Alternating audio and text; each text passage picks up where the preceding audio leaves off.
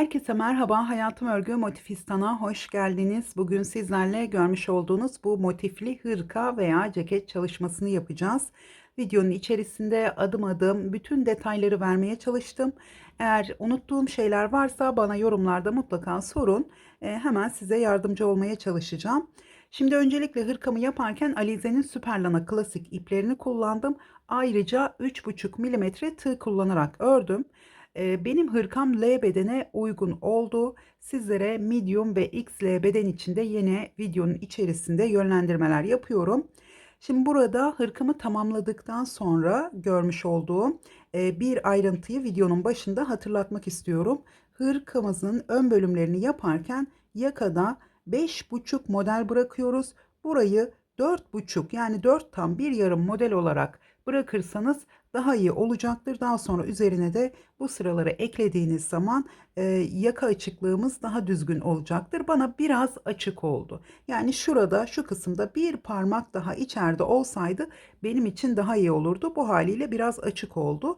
Çünkü hırkamızın şu omuzdan kollara şuradan 2 parmak 3 parmak aşağıya düşüyor.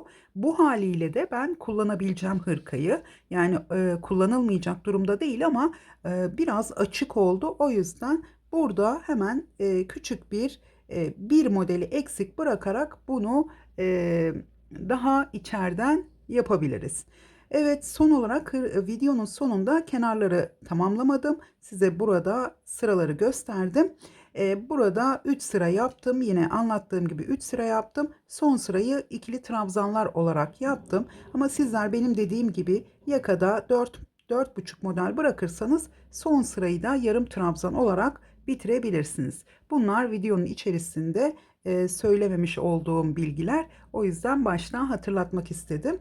Ayrıca son ölçüleri de vermek istiyorum. Hırkamızın genişliği buhar ütüsü yapıldıktan sonra 53 santimetre, uzunluğu da 57 santimetre oldu.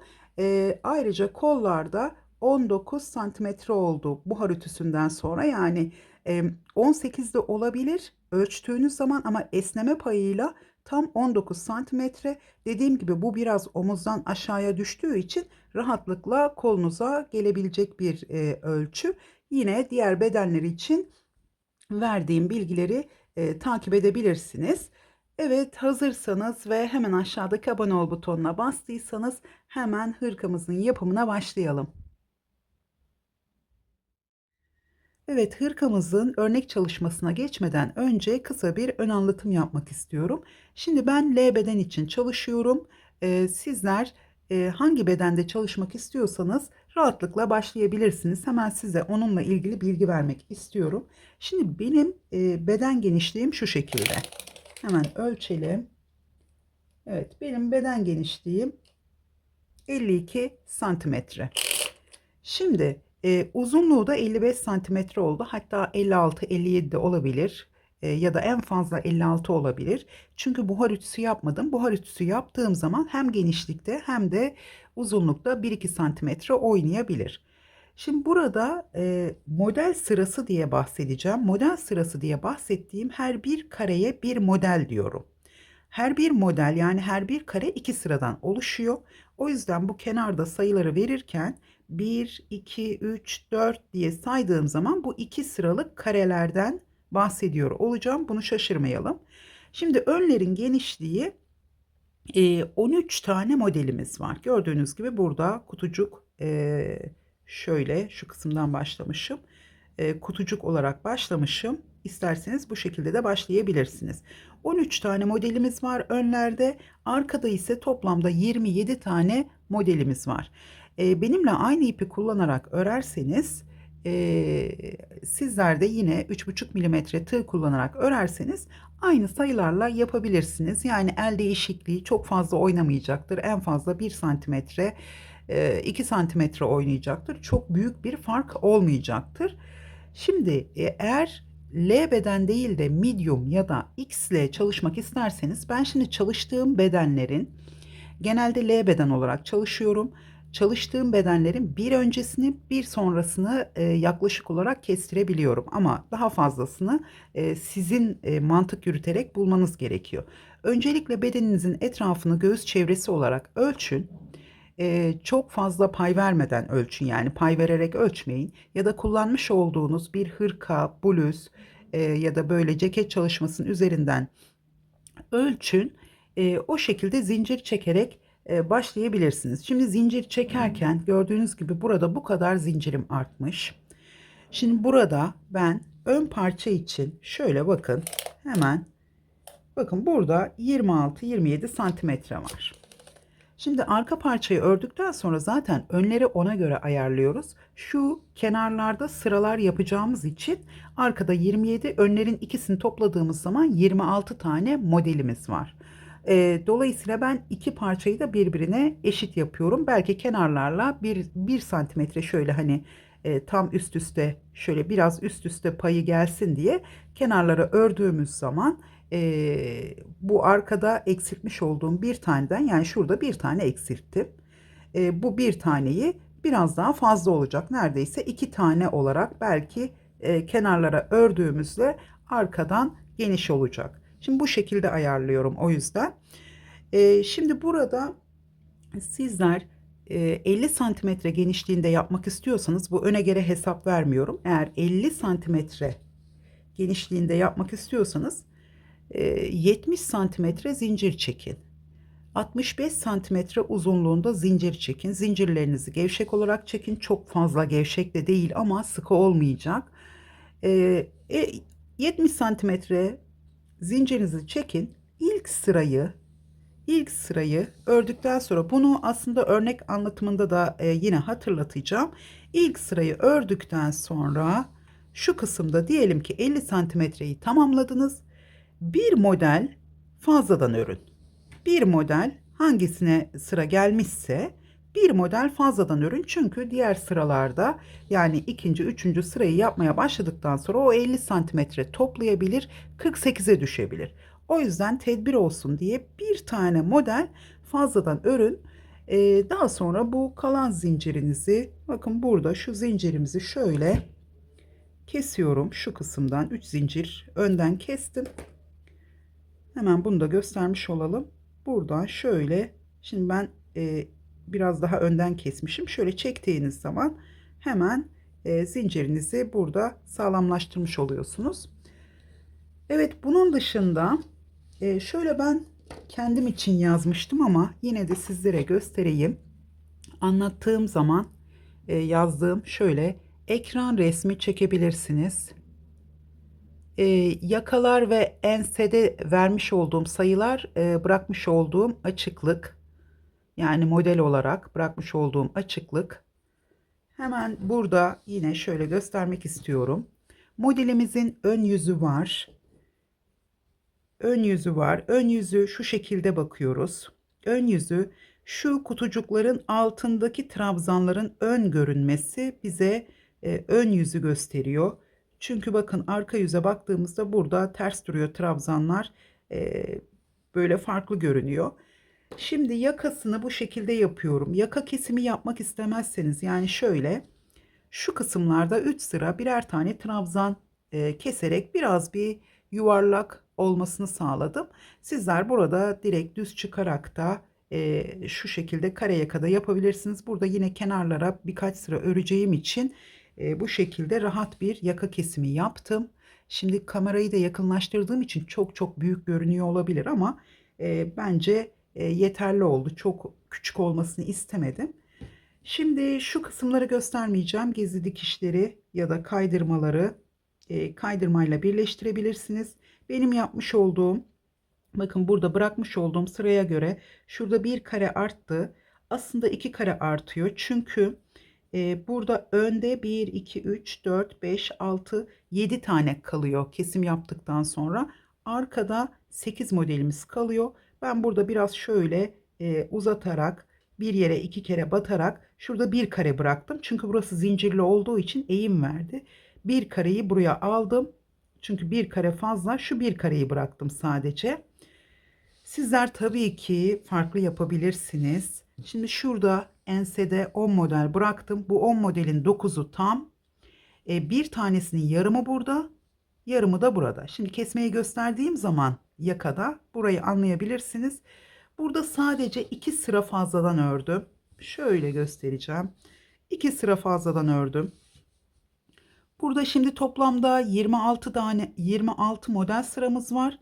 25.yi tamamladım. Burada şuradan 27.ye başladım. İlk sırada buraya geldim. Toplamda 1, 2, 3, 4, 5, 6, 7, 8'i tamamladım. 8'i tamamladıktan sonra şuradaki ilk karemizi atlayarak, bunu yakada gösteriyorum.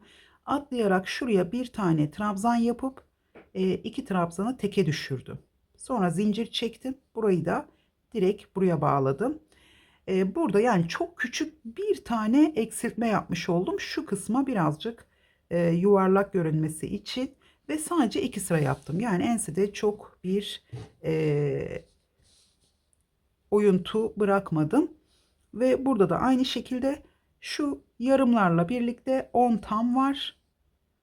Burada da 9 tane var. Evet. Omuzlarda ise onu yazmayı unutmuşum. Omuzlarda 8 tane karemiz kaldı kesme işlemi yaptıktan sonra. Hemen onu da göstermek istiyorum. Burada yakada gösterdim. Şurada bir kesme yaparak bir tane kareyi içeriye aldığımız için şurayı ve burada da 5 tane birden bıraktığımız için burada bir eksilme oldu. Bu şekilde ayarladım. Hemen omuzun santim hesabını da vermek istiyorum. Dediğim gibi ben onu kendime müsvedde olarak yazmıştım. Şöyle 15 santimetre genişliğinde oldu. Burada biraz daha şöyle 16'ya kadar gelebilir. Çünkü burada yine kenar çalışması yapacağız. Yaka çalışması yapacağız. Evet, şöyle kol genişliğini vermek istiyorum. Şimdi ben L beden için çalışıyorum. Sizler medium ya da XL bedeni çalışmak isterseniz verdiğim sayılardan 2 eksik 2 fazla olarak yapabilirsiniz. Tabii ki yine siz santimlerini ölçün. Bunu ona göre isterseniz bir eksik yapın. Yani şöyle önlerde 13 tane yaptım dedim modelden. Medium için 12 tane yapın. Bu medium için 12 tane yapın ama sizin örmüş olduğunuz ipte bu kaç santimetre? Şimdi benim vermiş olduğum ipe göre bu santimetrelerde ördüm. Şimdi o yüzden zincir hesabı yani kendi ölçünüzü alarak yine ilk sırayı ördükten sonra tekrar ölçerek yapmanız daha mantıklı. Yine burada mesela arkada 27 dedim. Sizler 28 santimetre yaptınız, 28 model üzerine kurdunuz. O zaman önlerde bir eksik olacak 28'den. Toplamda iki önün toplamı 27 olacak. Yani modelleri bir tane arttırırsınız, bir tane eksiltirsiniz ya da bunu 2 yapabilirsiniz. Aynı zamanda bunu ölçmeniz gerekiyor. Ama L beden için bu şekilde yapmanız yeterli olacaktır. Yine Alize'nin Süperlana Klasik ipini kullanarak. Evet, şimdilik bu kadar. Ben şöyle bir kolu birleştirdim. Hemen şurayı veriyordum ama unuttum. Şöyle. Şimdi burası 18 santimetre, hatta 19. Şöyle, çünkü tam olarak birleşmedi. Burada şimdi şöyle bakın, esneme payımız var. Bu ip biraz kendini topluyor yünlü olduğu için ve buraya buhar vermedim. Birleştirmeyi yaptım. Şöyle biraz daha esniyor, 20 santimetreye yakın. Yani bu tam olarak hani L bedene uyuyor ama tabii kollarınız daha genişse sizin 20 santimetreden fazlaysa o zaman çok aşırı bir düşük kol değil, tam bir takma kol da değil, tam oldu diyebilirim. Şimdi burası 19-20 santimetre, buraya daha buhar ütüsü yapacağız. Ayrıca şimdi motiflerle ilgili de şöyle, şimdi motiflerin anlatım videosunda ben motifleri son sırada örerek birleştirme yapıyorum. Yani son sırayı bitirirken bitmiş olan motife birleştirme yaparak gösterdim. Şimdi ben burada L beden çalıştığım için, bakın sizler medium beden çalışırsanız aynen oradaki gibi birleştirme yapabilirsiniz. Çünkü o zaman motiflerin büyüklüğü uygun olur medium bedene. Şimdi burada ise ben bütün motifleri bitirdikten sonra ip kesmeden birleştirme tekniğini kullanarak bir sıra daha ekledim. Dolayısıyla biraz pay vermiş oldum. Burada buhar ütüsü yapılmış hali bu arada. Kollarımızın genişliği şöyle. Çok yumuşak bunun yapısı bedenlere göre. Hemen şöyle kollarımızın genişliği 40 santimetre. Şu anda bakın esnetemiyorum, çok yumuşak. Tam 40 santimetre bu aslında. Şöyle 40 santimetre genişliğinde oldu. Şimdi medium beden için bir sıra eksildiğinde bu 38 olabilir. Şimdi burada ip kesmeden birleştirme yaparken trabzanlı teknikte nasıl yapıyorsak aynı şekilde yapılıyor. Şimdi yeni başlayan arkadaşlar için anlatmadığım için, dolayısıyla örgüden anlayan arkadaşlar bunu bilecektir. Buradaki herhangi bir, mesela şöyle yine de tarif edeyim. Herhangi bir motifin köşeden başladım. Bir sık iğne, bir sık iğne yaptım köşeden. 3 zincir, tekrar bir sık iğne, 3 zincir, bir sık iğne, böyle geldim. Sonra buradan dönerken 2 zincir buraya birleştiriyoruz. 3 zincir, 3 zincir, 3 zincir, 3 zincir sık iğnelerle birleştirerek bir sıra eklemiş oldum. XL beden çalışmak isterseniz bu motifi bitirmeden önce bir sıra fazla örün videodakinden. Daha sonra yine birleştirme sırası yapabilirsiniz. Ya da ip kesmeden birleştirmek istemiyorsanız sizler burada L beden için motifi bir sıra fazla örerek son sırada yine birleştirme yaparak burada motifleri birleştirebilirsiniz. XL beden için de motifi videodakinden, yani anlatım videosundan 2 sıra fazla yaparak çalışabilirsiniz. Dediğim gibi biraz da buhar ütüsü yapınca oldukça esnek oluyor. Ben bunu denedim çünkü L bedende.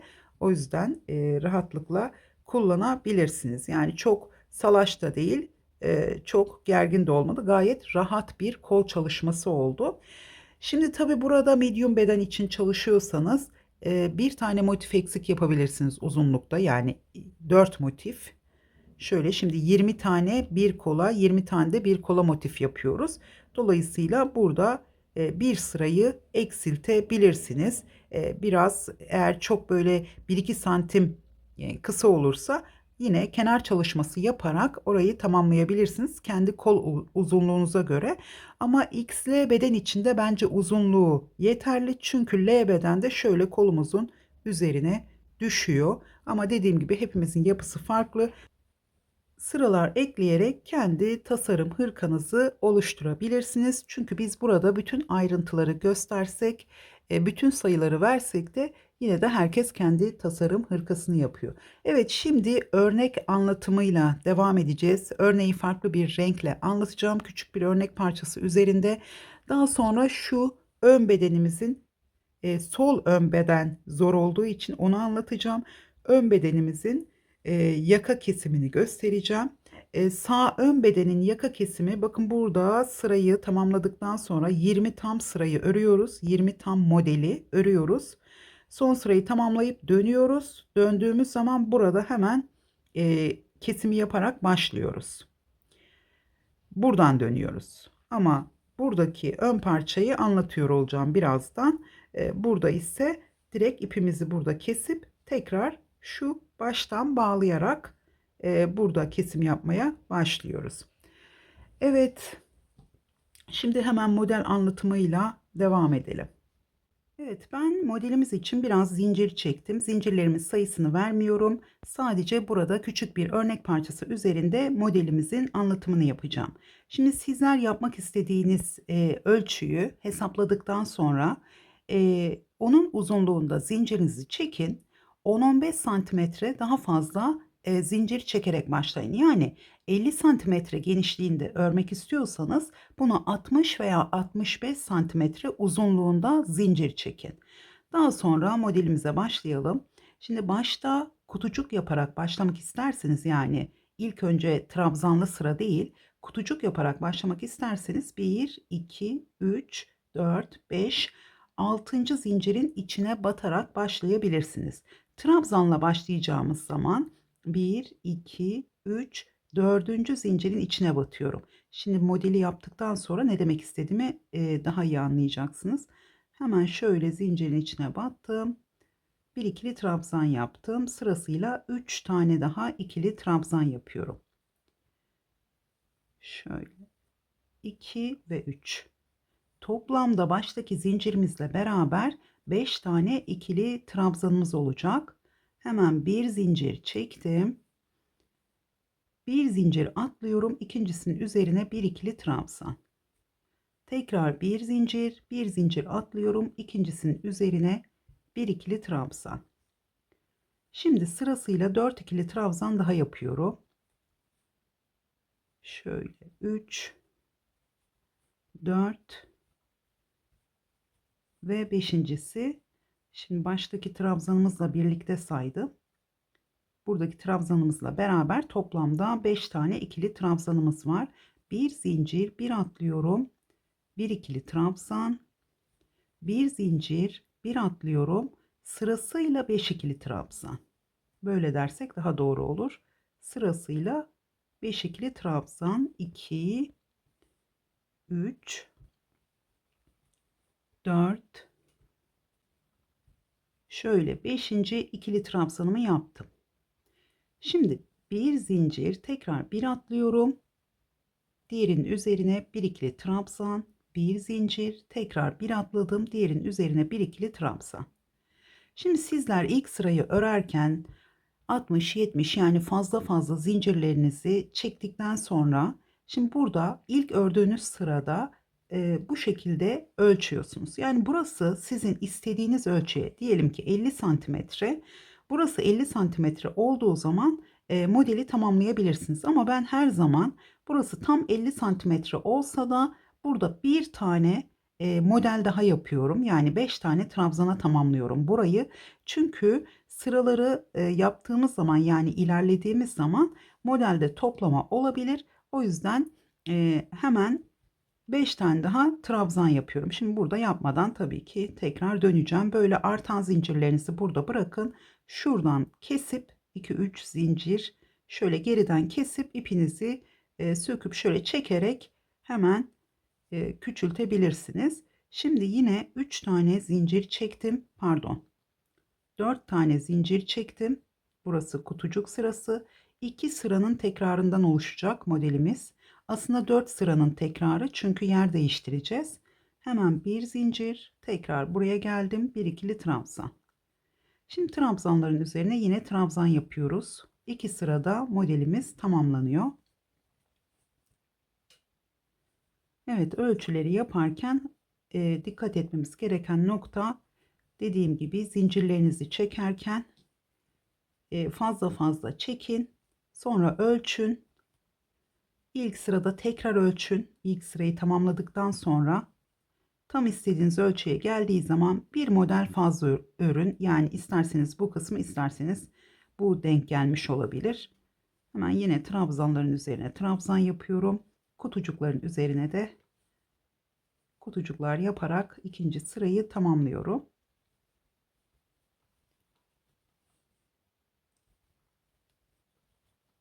Bir zincir ve tekrar bir ikili trabzan. Yine burada trabzanlarımı ben yapacağım başa kadar.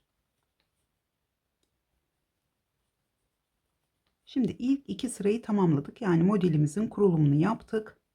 Burada kenarda 1, 2, 3, 4 zincir çekiyorum. Kutucuklu sıraya başlarken, yani şimdi biz bu sırayla devam edeceğiz. 4 zincir çekerek dönüyoruz.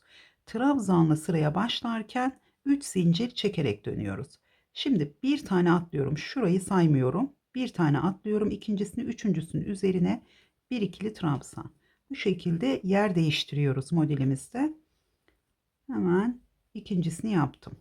Şimdi burada boşluğun içine bir ikili trabzan, tekrar sıradaki trabzanın üzerine bir ikili trabzan, yine boşluğun içine bir ikili trabzan. Beşincisini hemen buraya yaptım.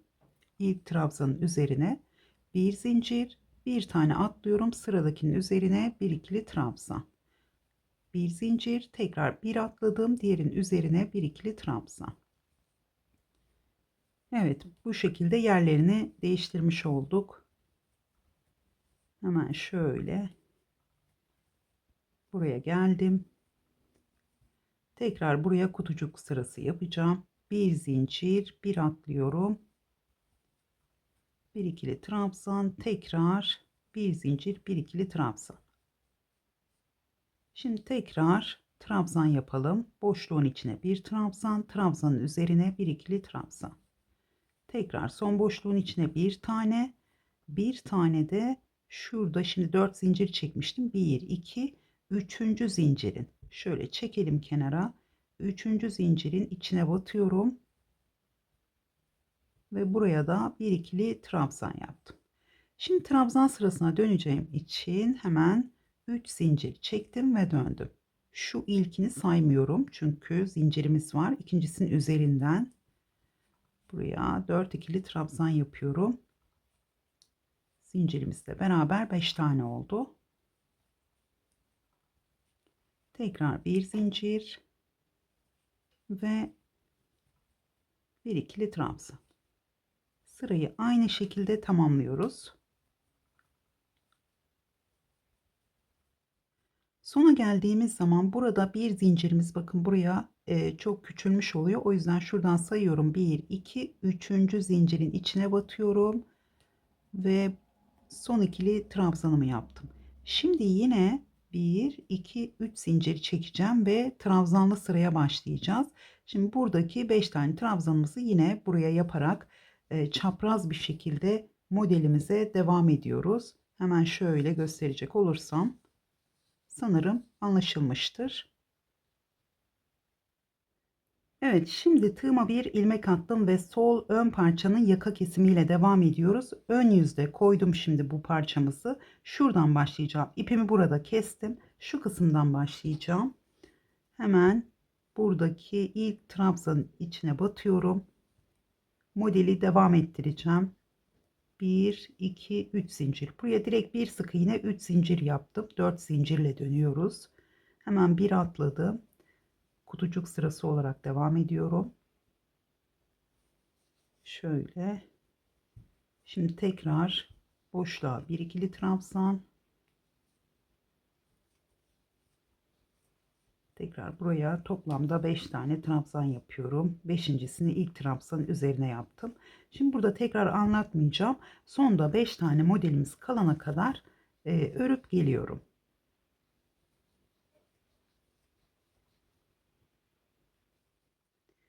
Evet, şimdi burada 1 2 3 4 5 tam modelimiz kaldı. Şimdi burada 6. modelimizin, bakın buraya ilkinin içine bir ikili trabzan yaptım. İkincisinin üzerine yine bir ikili trabzan yaptım. 3 tane trabzanımız oldu. Şimdi şöyle gösteriyorum. İkincisinin üzerine bir ikili trabzan yaptım. Son ilmeğimi tığda bıraktım. Yani yarım ikili trabzan yaptım. Bir ip aldım. Hemen bu zinciri atlıyorum. Direkt buraya, bu trabzanın başına atlıyorum. Yine ilk ikisini aldım. Diğerini tığda bıraktım. 3 ilmeğimi birlikte topladım. Şimdi 1, 2, 3 zincir çektim ve dönüyorum. Şimdi burada hemen bir tane daha kesme işlemi yapacağım. Şimdi burada şu iki tanesi aslında teke düşürdük. Burayı bir olarak kabul edelim. Şu ikincinin üzerine yarım ikili trabzan yapıyorum. Başta zincirimiz var. Şöyle yarım ikili trabzan yaptım. Zincirle birlikte topladım. Şu zincirimizi iki tane de çekebiliriz. Çünkü burada biraz eğim oluşsun istiyorum. 2 zincir çektim. Şu alttaki ikiyi bırakıyorum. Teke düşürdüm. Hemen sıradakinin üzerine battım. Şöyle ikili trabzanımı yaptım. Şimdi sıradakinin üzerine tekrar bir ikili trabzan yaptım. Şimdi buradan devam ediyorum. Yine sırayı tamamlayacağım. Modelimizin geldiği şekilde önce kutucukları yaptım. Şimdi trabzanlarla devam ediyorum.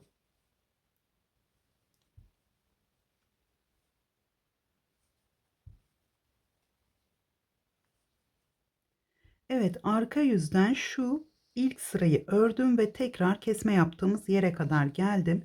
Şimdi burada bakın şu kısımda bir trabzanımız, bir de şöyle ikisini birlikte topladığımız ikinci trabzanımız var. Şimdi burada tabii modelimizin de sıraları yerleri değişti. Şimdi bunu sizin modelinizin yerleri farklı şekilde gelirse yine aynı şekilde kesme işlemi yapacaksınız. Çok fazla yapmanıza gerek yok. Eğer kafanız karıştıysa Burada direkt olarak böyle çıkabilirsiniz. Burası yani kare yaka gibi. Ben hafif bir oyuntu yapmak istedim. Çok önemli değil yani. Dümdüz de çıkabilirsiniz. Hemen şimdi buraya geldim. Şimdi benim sonda 5 tane ikili trabzanım olması gerekiyor. Modeli tamamlıyorum. Şimdi burada bakın, burada şu zinciri artık bırakıyorum. Bu zinciri bırakıyorum. Hemen 5. trabzanım olarak şu ilkinin üzerine battım. İkisini birlikte aldım. Diğerini tığda bıraktım. Bir tane daha sıradakinin şöyle son ikinin üzerine batıyorum. Aslında bir tane orası. Hemen şöyle yine ilk ikisini aldım. 2 tane yarım ikili trabzan yaptım ve topladım. Burada toplamda kaç tane kesmiş olduk? 1, şurada da zinciri bıraktık. 2, 3 tane kesme yapmış olduk. Dolayısıyla şimdi modelimiz şu şekilde ilerleyecek. Bakın burada 5 tane trabzanım var. Şimdi bu ilk sırada 2 gibi görünüyor ama burası 1 oldu artık. Burada 5 tane trabzanımız var. İkinci sırada bu daha net olacak. Buradan itibaren toplamda 27 model sırasına tamamlıyoruz. Şu kısımdan şöyle, yani tam kestiğimiz ilk sıradan sayarsak 7 model sırası, şu şekilde 7 model sırası, tek olarak da 14 sıraya tamamlıyoruz burayı. Hemen diğer, çünkü başka kesme işlemi yapmıyorum. Direkt burada 1, 2, 3 zincir çektim. Hemen şöyle döndüm. Bakın burada 2 gibi görünüyor. Bunun üzerine batmıyoruz. Buraya batmıyoruz. Hemen şu sıradaki trabzanın üzerine batarak devam ediyorum. Şöyle devam ediyoruz.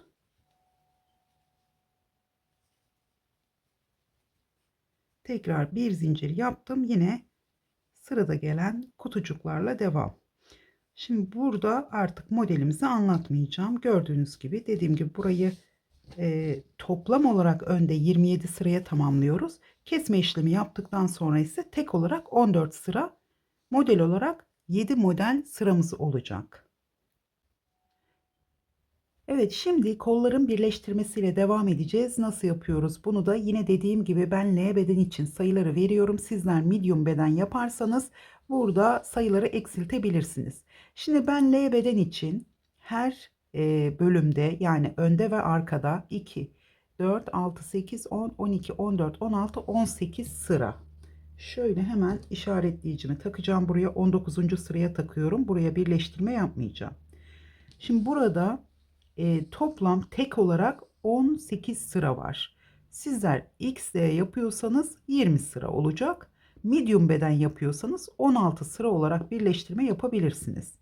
Şimdi 16 sıra birleştirme yaptığımız zaman burada, şimdi buradaki motiflerimizin boşluklarını saymamız gerekiyor. Şimdi ben kendi mantığımı anlatacağım. Sizler de yine motifleri bir sıra büyük, bir sıra küçük bedenlere göre, bakın normal videoda anlattığım sıra sayısına göre değil benim bir sıra küçük dediğim. Şu anda L bedene göre bu motifi videoda anlattığımdan şu kenar eklemesiyle aradaki bu zincir sırasıyla bir sıra büyük oldu. Videoda örerken son sırada birleştirdim. Şimdi sizler örerek birleştirme yaparsanız videodaki gibi bu son sırada birleştirme sırasının üzerine bir sıra daha örmeniz gerekiyor. Ama medium beden yapacaksanız aynen videodaki gibi yapın. Eğer L beden yapacaksanız bir sıra fazla örerek son sırada birleştirebilirsiniz.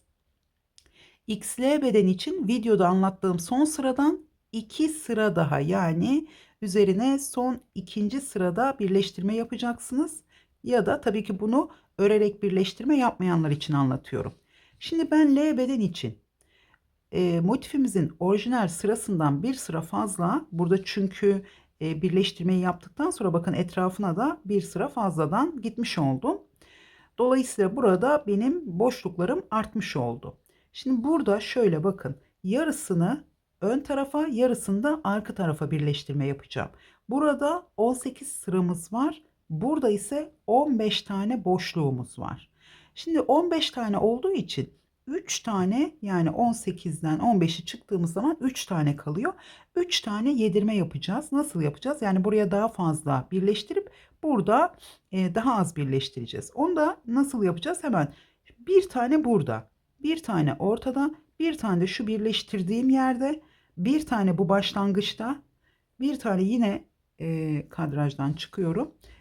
Yani her bölümde şu her iki motifte 3 tane, diğer iki motifte de 3 tane yedirme yapacağız. Hemen onu da göstereceğim. Yani burada şimdi benim kendi mantığımdan yola çıkarak sizler de ona göre mantık yürüteceksiniz. Bu sayılara göre, çünkü buradaki boşlukların bazıları birleşme noktasında büyük olabiliyor. Buradaki trabzanların boyu uzun olabiliyor. Şu ortadaki batma yeri var. Şurada bakın. Dediğim gibi XL bedende şimdi burası 19 santimetre verdim ama diğer tarafla çevresiyle birlikte neredeyse 40 santime yakın oluyor. Yani genişlik açısından, kol çevresi genişliği açısından. O yüzden XL'de 2 sıra arttırmanız yeterli olacak. 18 değil 20 sırayla birleştirebilirsiniz. Şimdi bu tarafta çok sıram olduğu için, 3 sıra fazla olduğu için bu taraftan başlıyorum. Yani ve ön yüzden birleştirme yapıyorum. Motiflerim de ön yüzde. Şimdi burada hemen şöyle boşluğun içine direkt sık iğne yaparak başlıyorum. Sonra bir zincir çektim. Şimdi burada köşe boşluğuna, ilk köşe boşluğuna, bakın ikisinin de ters yüzü birbirine bakıyor. Bir sık iğne yaptım. Tekrar bir zincir çektim. Buradaki sıradaki trabzan boşluğuna battım, bir sık iğne. Şimdi yedirme yapacağım. Başlangıçta bir tane zincir çektim. İlk batmış olduğum köşe boşluğuna tekrar bir sık iğne yaptım. Biz burada iki tane sırayı bir sıraya birleştirmiş oldum. Şimdi bir zincir çektim. Bunu çok sık yaparsak toplama yapar. Hemen buraya geldim. Şimdi sıradan devam ediyorum. İlk motifin bittiği yere kadar. Artık bir tane karşı tarafa sık iğne yaptım. Bir zincir, bir tane buraya yaptım. Şöyle ben çevireceğim. Çok zorlandım. Tekrar bir zincir, hemen karşı tarafa. Motifleri örerek birleştirme yaparken de 3 zincir bir sık iğne şeklinde yaptım. Aynen bu şekilde yaptım. O yüzden zaten tek tek göstermiyorum. Evet, şöyle geldim. Şimdi ben omuzlar dışında bütün bölümlerini hırkamızın bu şekilde birleştirme yaptım. Çok güzel oldu çünkü birleşme yerlerine pay vermiş oldum küçük küçük, hem de düzgün bir görünüm elde ettim. Çünkü bu dikey trabzanları dikmesi içeride pay kalıyor ve çok düzgün dikilmiyor. O yüzden bu şekilde birleştirmek daha düzgün düştü. Evet, şimdi son boşluğa yaptım. Bakın burada iki motifin, şimdi ben üzerine gittiğim için iki motifin ortasında bir tane boşluk var. Köşe boşluklarını birleştirmişim. Burada da yeni motife başlıyoruz. Şimdi burada yine bir tane yedirme yapacağım. Ama bir tane de bu tarafa yapmam gerekiyor. Şimdi şöyle bir zincir çektim. Buraya geldim. Tekrar bir zincir çektim. Hemen ortadaki iki motifin ortasına, sizler bunu farklı birleştirdiyseniz, yani şu motif bittiğinde köşe boşluğuna aynı başlangıçta yaptığımız gibi, şimdi bu tarafa geliyorum, bir sık iğne yaptım, bir zincir, şimdi aynı yere, son batmış olduğum yere tekrar batıyorum. Zaten oradaki boşluk geniş denk geldi, bakın iki kere batmış oldum, bir zincir. Evet, ikinci yedirmemizi de yapmış olduk. Tekrar devam ediyorum. Hemen şimdi şu motifi tamamlayalım. Yine şu birleştirme noktasının denk gelip gelmediğini göstereceğim.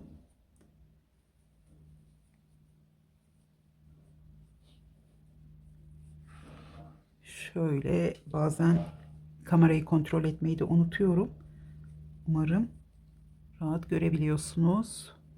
Evet, şöyle bir zincir çektim. Yine motifimizin bittiği yere geldim. Şimdi burada bakın bir iki boşluğum kaldı.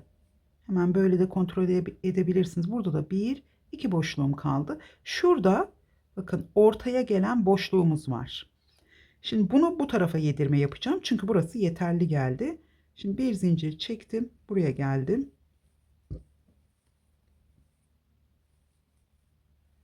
Tekrar bir zincir. Buraya geldim. Tekrar. Şimdi dikişin olduğu yer burası. Tam ortaya gelmiş oldum. Bir zincir. Şimdi karşı tarafta yine motifin son boşluğuna battım. Tekrar bir zincir. Buraya geldim. Şimdi burada başlangıçta bir tane yedirme yapacağım. Tamam, burası arka bölümün ilk sırası. Bir tane yedirme yapacağım. Yani burada iki tane yapmış oldum. Yeterli oldu. Pardon, bir. Evet, ikincisini şurada yaptım. Şimdi üçüncüsünü burada yapacağım. E, bir zincir, hemen bakın buraya geliyorum. Tam birleşme noktası burası. Tekrar bir zincir. Buraya geldim. Şimdi son batmış olduğum yere tekrar batacağız. Bir zincir. Buraya bir tane daha yapıyorum. Tekrar bir zincir ve devam ediyorum.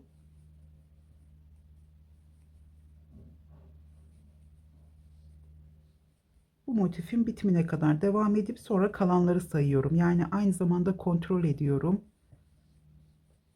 Boşluklara göre de yedirme yapabilirsiniz.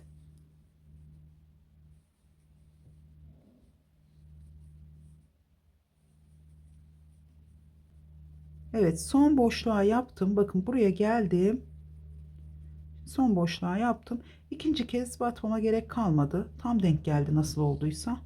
Bu şekilde. Çünkü 1, 2, 3, 4 tane yedirme yapmış oldum. Bu şekilde denk geldi tam olarak. Evet, şimdi nasıl devam ediyoruz? Şöyle. Burada sonda bir tane zincir çekeyim.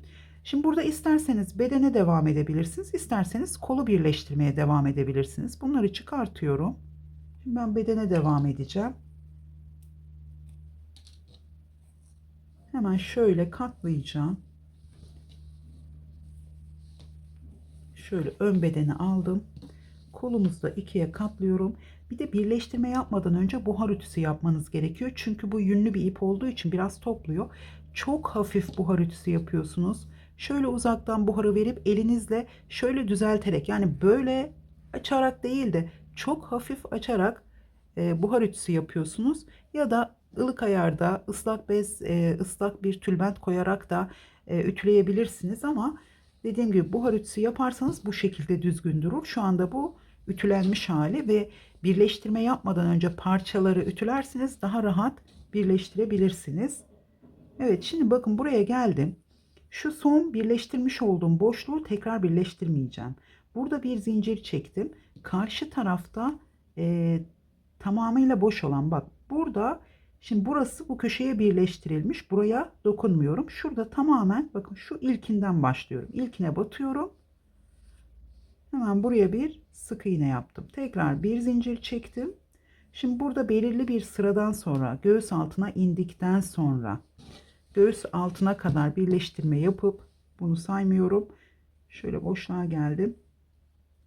Daha sonra iki zincir bir sık iğne şeklinde birleştirirsek aşağıya doğru hafif bir açılma olur aynı zamanda. Hani dümdüz inmez. Ben de şimdi o şekilde yapacağım ama sayısını tam olarak bilmiyorum. Dediğim gibi göğüs altından sonra olabilir. Biraz daha aşağıya doğru olabilir. Şimdi tekrar şuraya bir sık iğne. Şimdi burada da kaydırma yapabilirsiniz. Buna dikkat etmemiz gerekiyor. Burada dikkat edelim. Kaydırma yapmadan. Şimdi buradaki son başladığımız şurası. Şimdi şu son buraya birleştirdik. Şimdi buradan tekrar buraya atladığımız için kaydırma yapabiliyoruz. Dikkat edelim. Dediğim gibi burada ilk hiç batmadığımız boşluğa bir sık iğne yapıyoruz şu kısımdan. Şimdi bakın bu ikisi yan yana denk geldi. Yani gelmeye de bilir. Önemli değil. Çünkü model sıraları farklı başladıysanız ilk sırada trabzanlı kutucuğa bu boş kutucuklu olan modelimiz denk gelebilir. Hiç önemli değil. Zaten çapraz olarak ördüğümüz için. Şimdi bu şekilde iniyoruz. Şimdi ben burayı tamamlayacağım. Daha sonra kol birleştirmesini yapacağım. Kol birleştirmesini yaparken yine ön yüzden hemen şurada Köşenin olduğu yerden batıp burada boşluk açıklık kalmayacak şekilde düz bir şekilde koyacağım. Buradan sık iğne ile başlayıp bir zincir karşıya, bir zincir bu tarafa şeklinde kol ucuna kadar birleştirmeyi yapacağım. Şimdi ben birleştirmeleri tamamlayacağım ve yaka kenarları, beden kenarlarını nasıl yaptığımızı göstermek için tekrar geliyorum.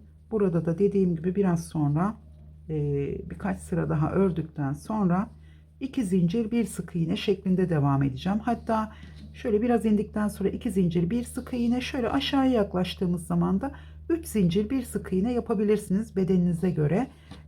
O zaman aşağıya doğru biraz böyle açılma payı olur.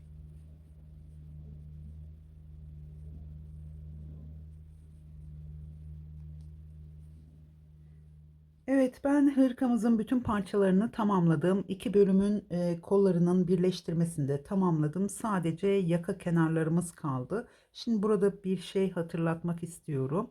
Şimdi ben sizlerle konuşurken burada 2 sırayı eksik saymışım. Yani burada 18 sıraya birleştirme yapıyoruz ama ben 16 sıraya birleştirme yaparak göstermişim. Zaten birleştirme yaparken de söylemiştim burada bir iki tane eksik gelmişti yedirme yaparken. 3 tane yani şu kısımdan şu 3 tane fazlamız var. Burada 15 tane, burada 18 tane boşluğumuz var. Onu yedirme yapıyoruz. Birini burada, birini burada, birini burada ve diğer 3 tanesinde yine bu tarafınkinde yine ilk başta yapıyoruz ve burada ve burada. Şimdi size gösterirken hatta eksik yaptığımı da fark etmiştim. Sonradan tekrar saydım. Burada ben sırayı yanlış işaretlemişim.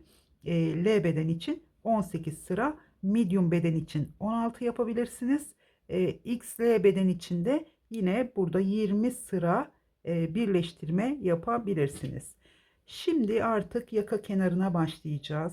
Yaka kenarında küçük eksiltmeler yapacağım. O yüzden hemen küçük bir bölümünü göstereceğim. Artık videonun daha fazla uzamasını istemiyorum.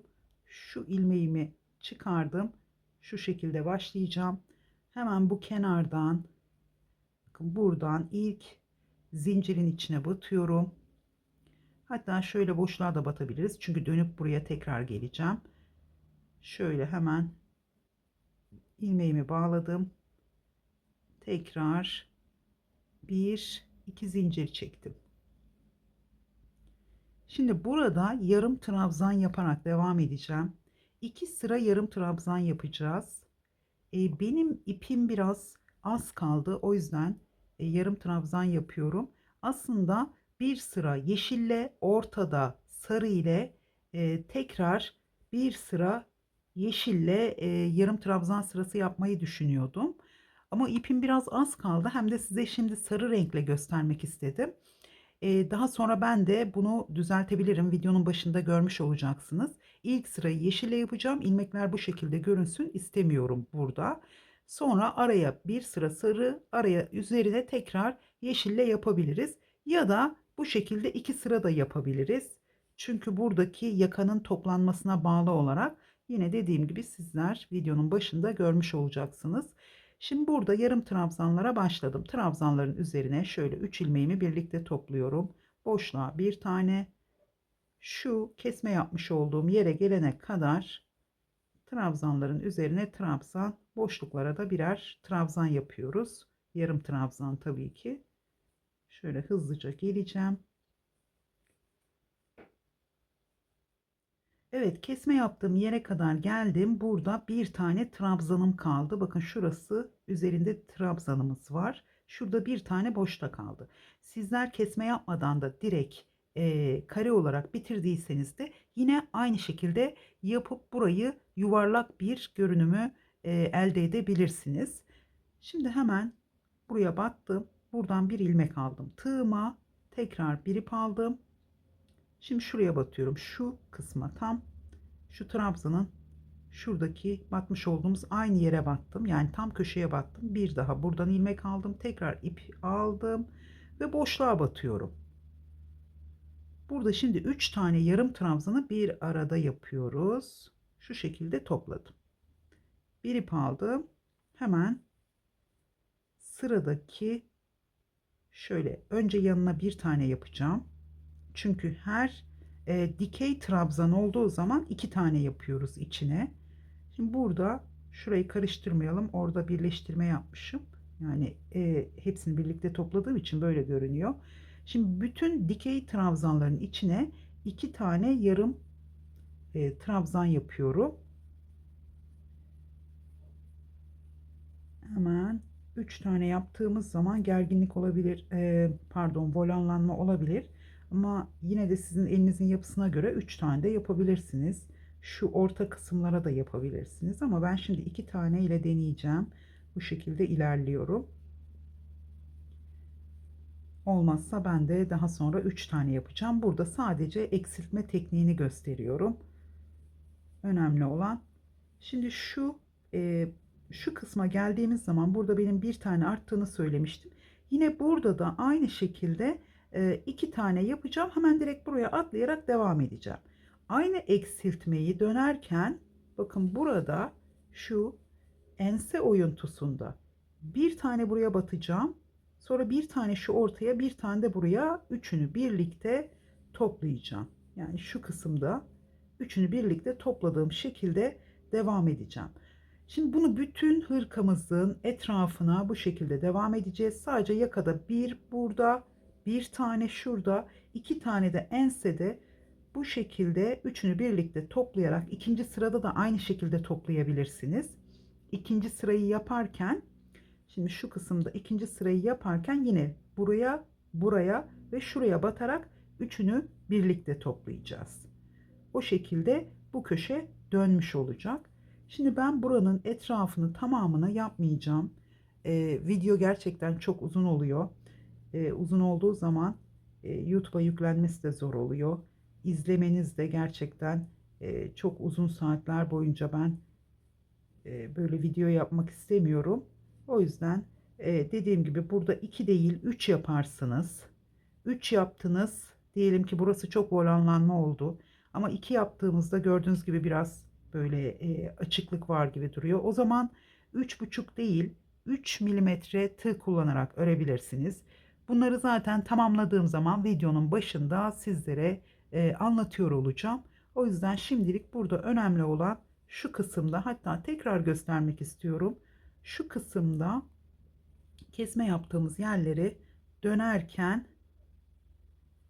nasıl yaptığımız önemli. Şurada bir tane kaldı. Bakın bir ip aldım, buraya battım. Buradan bir ilmek aldım, uzattım. Bir ip aldım. Tekrar şu aynı yere batıyorum. Tam köşe noktasına uzattım. Bir ip aldım. İlk boşluğa battım. 3 ilmeği birlikte topladım. Tekrar yanına bir tane daha yaptım ve sıradakine tekrar 2 tane yaparak devam ediyoruz. Şimdi burada da dönüşlerde şu kısımda 2 tane yaptığımız zaman burada bir tane var, şimdi başladık 3 oluyor. Burayı 4'e 5'e tamamlayabilirsiniz. Burada dönme yapmasın. Ya da burada 2 bir tane böyle 5 değil 4 de yapabilirsiniz. Yani burası dönerken şöyle kıvrılma yapmasın. Muntazam bir şekilde dönmesi gerekiyor. Daha sonra zaten kaydırma yaparak isterseniz bu başlangıcı en alt etek ucundan yapıp buradan dönerek şuraya geldiğiniz zaman 2 değil ya da 3 değil 4 tane ile dönebilirsiniz. Zincirin tepesine de bir tane batıp boşluğa 3 tane batıp dönebilirsiniz. Birleşme yani bitiş kısmı etek ucunda denk gelebilir. O zaman daha iyi olur. Şimdi ben sadece şu kısmı göstermek istemiştim. Aynı şekilde buradan ilerlerken de dediğim gibi şurada zincirimiz şöyle durduğu için buradan bu şekilde 2 tane buraya, buraya 3 tane yapabiliriz atlayarak, ya da burada şu ortaya batıp yine üçünü birlikte toplayabilirsiniz.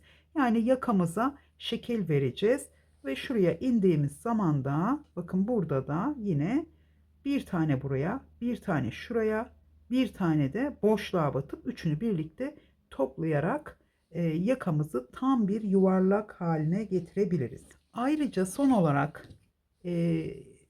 düğme için ilik yapmak isterseniz şimdi 2 sıra ya da dediğim gibi 3 sıra yarım trabzan sırası yaptığınız zaman ortadaki sırada nerede ilik bırakmak istiyorsanız şu kısımda şimdi bir yarım trabzan yaptınız. 2 zincir çekin, 2 tane atlayın ya da 3 zincir çekin, daha iyi olur. 3 zincir çekin, 2 atlayın, diğerinin üzerinden devam edin. Hangi aralıklarda bırakmak isterseniz hemen hemen şöyle 4-5 parmak, şöyle 2, 4, 6, 8 sıra, 10 sıra aralığında şöyle bırakabilirsiniz. Yine kendi kullanmış olduğunuz hırkalarınıza göre bu şekilde bırakıp burada yine ilik yapabilirsiniz. Ya da bütün sıraları bitirip zincirle birit şeklinde de ilikler yapabilirsiniz. Onun artık mesafesine kendiniz karar vereceksiniz. Çünkü ben daha bitirmediğim için buna karar veremiyorum. Dediğim gibi belki ilik açmayacağım, belki düğmeli kullanmayacağım. Şu anda karar vermedim. Şu anda sadece teknik konulara değinmek istedim. Evet, umarım tamamını anlatmışımdır. Eksik şeyler varsa dediğim gibi bana yorumlarda sorun. Yardımcı olmaya çalışırım. Kullandığınız iplerle yapmak istediğiniz zaman da yine bana metre uzunluğuyla birlikte sorarsanız daha güzel yardımcı olurum. Markasıyla, metre uzunluğuyla verirseniz daha güzel yardımcı olmaya çalışırım. Umarım beğenmişsinizdir. Beğendiyseniz beğen butonuna basmayı ve yorum bırakmayı unutmayın. Tekrar görüşünceye kadar hoşça kalın.